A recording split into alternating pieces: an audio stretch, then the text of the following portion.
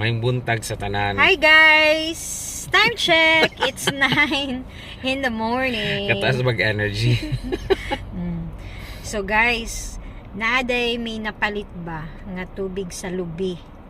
So imagine mo, nara guys, tubig sa lubi, it costs 3.75 QR. In pesos? So in peso, nasa around 60 pesos ni siya. Yeah, mahal. So mahal siya.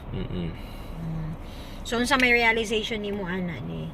O lagi ang value sa usa ka butang nakadepende kung asa siya nahimutang pod sama ni naman siya sa Qatar, so mahal siya. Kung sa economics pod mo lagi na siya Supply and demand. Yeah, so di na naman na elaborate, no. Okay, sa Pilipinas kung magkupras ta sa Bukid Carol, kung ano man siya pagbuak sa lubi, labay ra man day na ang tubig. So mo lagi na Sumo na para sa